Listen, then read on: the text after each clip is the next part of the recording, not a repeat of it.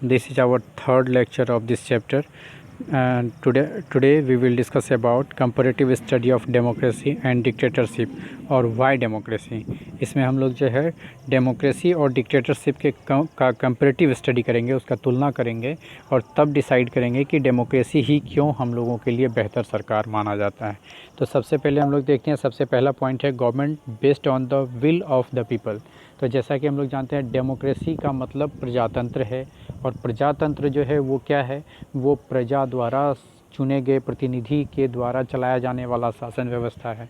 यानी पब्लिक जो है अपना रिप्रेजेंटेटिव चुनती है जो सरकार बनाती है। तो इसलिए पब्लिक के हित को ध्यान में रखते हुए, पब्लिक की इच्छाओं, उसके डेवलपमेंट को ध्यान में रखते हुए डेमोक्रेटिक गवर्नमेंट में सरकार को जो है अपना योजना, अपना लॉ, अपना कानून, अपना जो पॉलिसी है वो बनाना पड़ता है।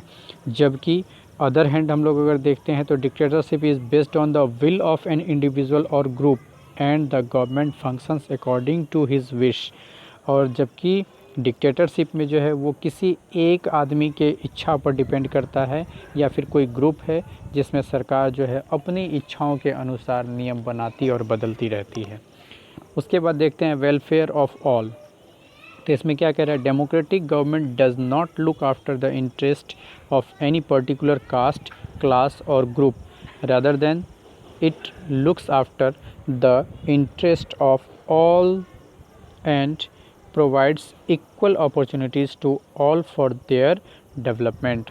तो इसमें डेमोक्रेटिक गवर्नमेंट जो है वो सभी लोगों के लिए, वो पर्टिकुलर किसी कास्ट, किसी रिलीजन के लिए काम नहीं कर सकता। उसको जो है सभी लोगों को बराबर और इक्वल अपॉर्चुनिटी दिया जाने का मतलब जो है दिया जाना पड़ता है, ताकि उससे सभी लोगों को, चाहे वो किसी भी जाति धर्म से बिलोंग करता हो, वो जो है अपना डेवलपमेंट कर सके। जबकि dictatorship looks after the interest of the group और एन इंडिविजुअल। ये जो है डिक्टेटरशिप जो है वो पर्टिकुलर किसी ग्रुप के लिए या फिर किसी इंडिविजुअल के लिए जो है ये काम कर सकता है। The people can not change dictatorship. इसमें जो है पब्लिक के पास ये अधिकार नहीं होता कि वो जो है डिक्टेटरशिप यानी तानाशाही को ख़त्म कर सके। उसके बाद आता है रिस्पॉन्सिबल गवर्नमेंट।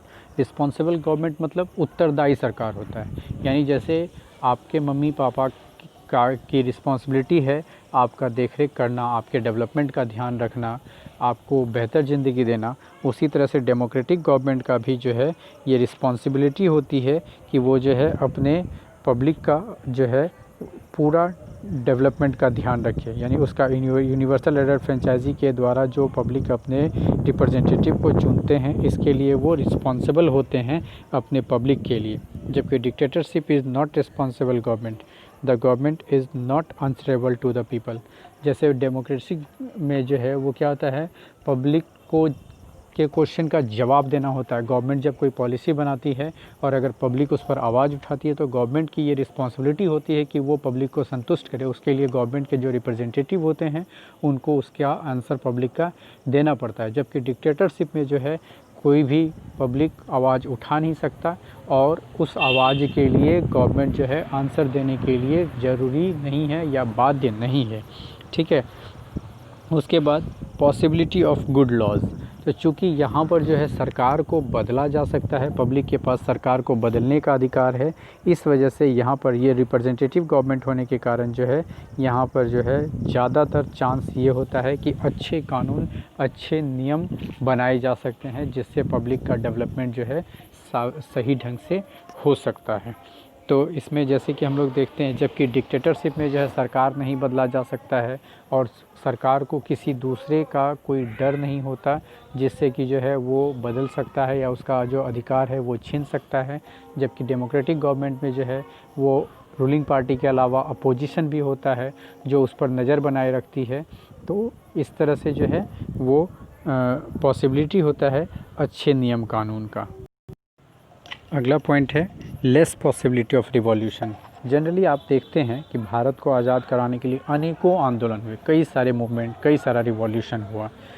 तो यहाँ पर जो है पब्लिक के बीच में, चूँकि ये पब्लिक द्वारा चुने गए रिप्रेजेंटेटिव द्वारा सरकार बनाया जाता है, सरकार के मन में भी उसकी मतलब जो है उसका अधिकार छीनने का डर होता है, जिसके कारण जो है वो पॉलिसी जो बनाती है वो कॉन्स्टिट्यूशन को ध्यान में रखते हुए, संविधान को ध्यान में रखते हुए रूल रेगुलेशन बनाती है, जिसके कारण जो है पब्लिक को भी गवर्नमेंट द्वारा बनाए गए पॉलिसीज़ को, लॉ को मानना होता है और किसी भी तरह का कोई भी मतलब जो है किसी भी तरह का प्रॉब्लम जो है वो क्रिएट नहीं होता, जिसके कारण कोई भी रिवॉल्यूशन होने का जो खतरा है वो बहुत कम होता है। जबकि डिक्टेटरशिप में जो है लोग संतुष्ट नहीं होते, लोगों के मन में हमेशा इस चीज़ का विचार बना रहता है कि इस सरकार को किसी तरह से बदल दिया जाए। आगे है पॉलिटिकल एजुकेशन। चूँकि इसमें देखते हैं अनेकों पॉलिटिकल लीडर्स हैं, कई सारी पॉलिटिकल पार्टीज़ है, कुछ जो है वो सरकार के साथ मिलके काम करती है, कुछ अपोजिशन के साथ रह के काम करती है। तो आए दिन हम लोग देखते हैं जो गवर्नमेंट के जो भी रिप्रेजेंटेटिव हैं या जो भी अपोजिशन के रिप्रेजेंटेटिव हैं, वो सब राजनीति क्या है, पॉलिटिक्स क्या है, इन सब चीज़ों के बारे में भी हम लोगों को सीखने के लिए मिलता है। यानी participation in election and other political activities make the people intelligent and politically conscious. यानी लोग जो है राजनीति को समझते हैं, जैसे हम आप सभी लोग समझने लगते हैं कि अच्छा गवर्नमेंट ने ये डिसीजन लिया है, इसके पीछे का क्या रीज़न हो सकता है। यानी अगर कुछ चीज़ हमेशा सभी चीज़ों को व्यक्त नहीं किया जाता, एक्सप्रेस नहीं किया जाता डायरेक्टली, तो उसको हम लोग जो उसके बैकग्राउंड में क्या है उन सब चीज़ों को भी हम लोग समझते हैं। तो वो कैसे समझते हैं, जैसे मान लीजिए अभी आपको बताया जा रहा है, तो बहुत सारी चीज़ें ऐसी होंगी जो आप पिछले क्लासों में पढ़ चुके हैं, सीखे हैं, कोई दूसरे टीचर से आपने सुना है, तो वो चीज़ आप जानते हैं, समझते हैं, इसीलिए बहुत सारी बातों को आपको नहीं भी बताया जाता तो आप समझ जाते हैं। तो इस तरह से जो है हम लोग जो है पॉलिटिक्स के बारे में भी हम लोग जो है डेमोक्रेटिक गवर्नमेंट में सीख पाते हैं, जबकि डिक्टेटरशिप में ये सब चीज़ नहीं हो पाता है। Based on liberty and fraternity, democratic government जो है वो लिबर्टी है, यानी आज़ादी है लोगों के पास, फ्रेटर्निटी है, भाईचारा है, यानी यहाँ पर जो है लोग, चूँकि सभी लोगों को बराबर का अधिकार है, किसी में भेदभाव नहीं है, कोई भी जो है लोगों के बीच में एक दूसरे के प्रति किसी भी तरह का द्वेष नहीं है, जिसके कारण जो है यहाँ पर जो डेवलपमेंट है वो आसानी से हो पाता है, लोग एक दूसरे को हेल्प करते हैं। जबकि डिक्टेटरशिप में जो है चूँकि इंडिविजुअल किसी ग्रुप के लिए जो है सरकार शासन चलाती है, वर्क करती है, उसके डेवलपमेंट पर फोकस करती है, तो इस वजह से जो है वहाँ पर इस तरह का चीज़ देखने के लिए नहीं मिलता है। उसके बाद respect of the principle of equality. जैसा अभी आपको हमने बताया कि डेमोक्रेसी में कॉन्स्टिट्यूशन जो है वो लोगों को बराबर का अधिकार देती है, सभी लोग एक समान हैं, कानून के नज़र में किसी पर्टिकुलर रिलीजन को जो है कोई भी प्रायोरिटी नहीं दिया गया है, जिसके कारण जो है सभी लोगों को बराबर समझा जाता है। All citizens get equal opportunities to participate in the affairs of the state. यानी इसमें सभी लोगों को गवर्नमेंट के वर्क में या फिर किसी भी तरह के गवर्नमेंटल जॉब में जो है इक्वल अपॉर्चुनिटी दिया जाता है, जबकि डिक्टेटरशिप में ये इक्वल अपॉर्चुनिटी सभी लोगों को नहीं दिया जाता है। उसके बाद democracy improves the quality of decision making. इसमें जो है चूँकि डेमोक्रेसी जो है वो क्या है कि एक संगठन है, एक समूह है, ऐसा सरकार, सामूहिक सरकार, जिसमें जो है वो पब्लिक को जो है जो गवर्नमेंट द्वारा, पब्लिक द्वारा जो चुने गए रिप्रेजेंटेटिव हैं, उनमें बहुत सारे ग्रुप के द्वारा ही कोई डिसीजन लिया जाता है। तो इसमें जो है इम्प्रूव करता है क्वालिटी ऑफ डिसीजन को, यानी डिसीजन जो लिया जाता है उसमें बहुत सारे लोग लंबे समय तक डिस्कशन करते हैं, जिससे सभी लोगों के सहमति से कोई भी कानून, कोई भी लॉ बनाया जाता है, जिससे जो है हमेशा, यानी जैसे देखिए इसमें बताया गया है कि a democratic decision always involves many persons, discussions and meetings. यानी कई सारा मीटिंग होता है, कई सारे पर्सन होते हैं, जैसे लोकसभा में है, लेजिस्लेचर कानून बनाती है, तो लोकसभा में डिस्कशन होता है, फिर उसके बाद वो राज्यसभा में जाता है, फिर राज्यसभा के बाद जो है प्रेसिडेंट के पास जाता है। तो इतने लंबे समय में इतना सारे ग्रुप में लोगों के बीच होके तब जो है ये डिसीजन लिया जाता है। तो इस वजह से ये जो है क्वालिटी जो है वो इम्प्रूव होता है। उसके बाद है democracy provides a method of deal with differences and conflicts. यानी ये जो है क्या करता है कि डेमोक्रेसी जो है मतलब जिस किसी भी तरह का कन्फ्लिक्ट्स होता है, यानी जैसे जनरली देखते हैं हम लोग कि जो है कोई भी टॉपिक पर चर्चा होती है और उसमें जो है जैसे कि मान लीजिए कि जो है जैसे धर्म से संबंधित रिलीजन जो है एक ऐसा टॉपिक है जो जनरली पॉलिटिकल लीडर्स इसका यूज़ करते हैं लोगों के बीच में दरार डालने के लिए। तो जनरली ये जो है लोगों के बीच में कन्फ्लिक्ट क्रिएट करता है, विवाद क्रिएट करता है, जिससे लोग एक दूसरे के प्रति द्वेष की भावना से देखते हैं।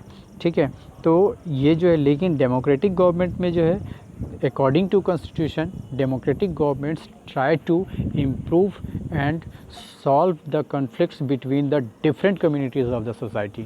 ये जो है अलग अलग तरह की कम्युनिटी जो है सोसाइटी के, इनके बीच में किसी भी तरह का कोई कन्फ्लिक्ट क्रिएट ना हो, इस सब चीज़ों का भी ध्यान रखा जाता है, जो कि डिक्टेटरशिप में ये चीज़ देखने के लिए नहीं मिलता। तो democracy is better than other forms of government because it allows us to correct its own mistakes.